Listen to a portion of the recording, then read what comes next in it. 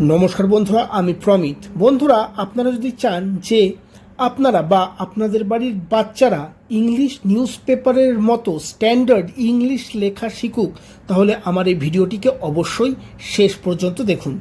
চ্যানেলটিকে অবশ্যই সাবস্ক্রাইব বা ফলো করুন। দেখুন বন্ধুরা, আমার এই নোটবুকের ওপরে একটি বাংলা বাক্য লেখা আছে। এই বাক্যটিকে আপনাদের আমি ট্রান্সলেট করে দেখাবো। প্রথমে চলুন বাক্যটিকে পড়ে নিই। একটি গুরুত্বপূর্ণ পরিকাঠামোগত ঘোষণায় পশ্চিমবঙ্গ সরকার হুগলি নদীর ওপর একটি নতুন সেতু নির্মাণের প্রস্তাব দিয়েছে, যা বর্ধমান জেলার কালনা এবং নদিয়া জেলার শান্তিপুরকে সংযুক্ত করবে। দেখুন বন্ধুরা, এই বাক্যটিকে কীভাবে আমরা ট্রান্সলেট করব। দেখুন বন্ধুরা, প্রথমে আমরা প্রথম পার্টটিকে বাছব। একটি গুরুত্বপূর্ণ পরিকাঠামোগত ঘোষণায়। বন্ধুরা, এটি একটি গুরুত্বপূর্ণ লাগোয়া অংশ এই বাক্যের। এর মধ্যে কিন্তু কোনো সাবজেক্ট বা অবজেক্ট নেই। তাহলে এই ইংলিশটা কী হবে দেখে নিন। একটি গুরুত্বপূর্ণ পরিকাঠামোগত ঘোষণায়, তাহলে এটা আমরা লিখব ইন এ সিগনিফিক্যান্ট। ওকে, গুরুত্বপূর্ণ ইংরেজি এখানে হলো সিগনিফিক্যান্ট। তারপরে কী আসবে? পরিকাঠামোগত। পরিকাঠামোগত ইংরেজি কী হবে? ইনফ্রাস্ট্রাকচার। কী হবে? Infrastructure. Okay, in a significant infrastructure. ঘোষণা। ঘোষণা ইংরাজি বন্ধুরা কী হয়? সাধারণত হয় অ্যানাউন্সমেন্ট।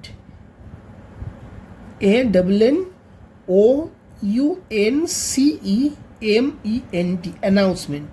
তাহলে এই প্রথম পার্টটি সম্পূর্ণ হলো। In a significant infrastructure announcement মানে হলো একটি গুরুত্বপূর্ণ পরিকাঠামোগত ঘোষণায় পশ্চিমবঙ্গ সরকার হুগলি নদীর ওপর একটি নতুন সেতু নির্মাণের প্রস্তাব দিয়েছে। দেখুন বন্ধুরা, এই পুরো বাক্যটিতে এই অংশটি কিন্তু সব থেকে গুরুত্বপূর্ণ পার্ট। ওকে, এর মধ্যে দেখুন সাবজেক্ট অবজেক্ট সব কিছু আছে। আচ্ছা, এখানে ভার্ব কোনটা মানে ক্রিয়া কোনটা? দেখুন প্রস্তাব দিয়েছে। তাহলে প্রস্তাব দেওয়াকে প্রশ্ন করুন, কে প্রস্তাব দিয়েছে? পশ্চিমবঙ্গ সরকার প্রস্তাব দিয়েছে। তাহলে এই বাক্যটিতে কিন্তু পশ্চিমবঙ্গ সরকার হচ্ছে হলো সাবজেক্ট। তাহলে আমরা কি লিখব? দি West Bengal government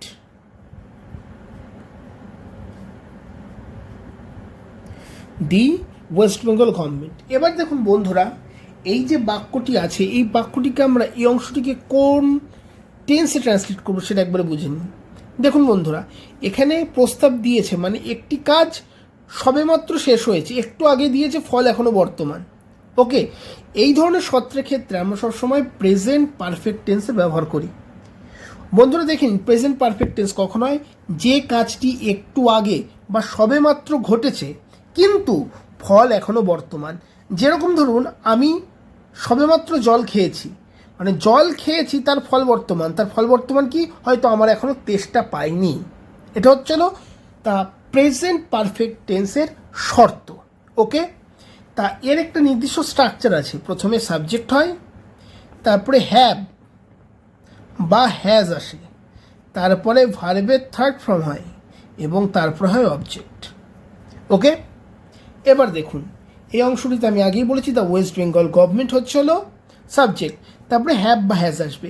West Bengal গভর্নমেন্টের সাথে কি আসবে? এখানে আসবে হচ্ছিল হ্যাজ। এবার দেখুন ইংরাজি যে প্রস্তাব দিয়েছে, প্রস্তাব দেওয়া ইংরাজি কি? প্রস্তাব দিয়ে ইংরাজি হচ্ছিল প্রপোজ। এবার তার থার্ড ফর্ম বলেছে। প্রপোজের থার্ড ফর্ম কি?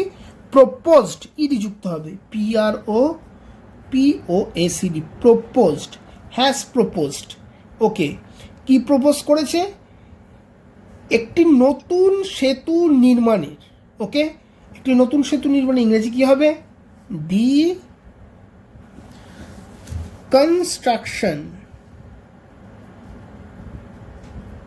construction of a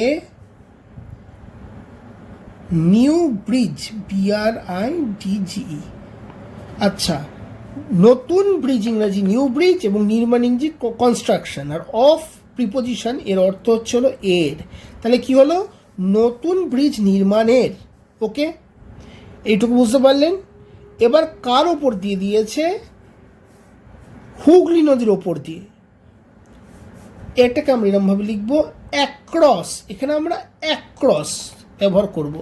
কারণ কি অ্যাক্রস কেন ব্যবহার করছি? কারণ হুগলি নদীর এপার থেকে ওপার, ওকে, সেহেতু আমরা এখানে অ্যাক্রস মানে ক্রস করছে জিনিসটা, এরকম একটা সেন্সের জন্য, সেই জন্য আমরা এটাকে অ্যাক্রস এখানে প্রিপোজিশন আমরা নেব। ওকে, নিউ ব্রিজ অ্যাক্রস কোথায়? দি হুগলি রিভার, হুগলি রিভার, যা বর্ধমান জেলার কালনা এবং নদিয়া জেলার শান্তিপুরকে সংযুক্ত করবে। এই অংশটাকে আমরা কি করব? দেখুন, এই অংশটাকে আমরা পার্টিসিপেল করে করব। বন্ধুরা, পার্টিসিপেল কি সেটা পরে শেখাবো, আজকে জাস্ট এই ট্রান্সলেশনটা একটু বুঝে নিন। ওকে, তাহলে এর সাথে আমরা লাগিয়ে দেবো সংযুক্ত করে ইংরেজি কানেক্ট, তার সাথে আইএনজি লাগাবো, কানেক্টিং। ওকে, এটা হয়ে গেল, এটা হয়ে গেল পার্টিসিপেল। কানেক্টিং কালনা, কালনা, কালনা কোথায় অবস্থিত? In Bardhaman, Bardhaman, connecting Kalna in Bardhaman district. কার সাথে যুক্ত করবে? নদিয়া জেলার শান্তিপুরের সাথে। তাহলে উইথ, সাথে অর্থে কোন প্রিপোজিশন হয়? উইথ, সাথে অর্থে হয় শান্তিপুর, শান্তিপুর ইন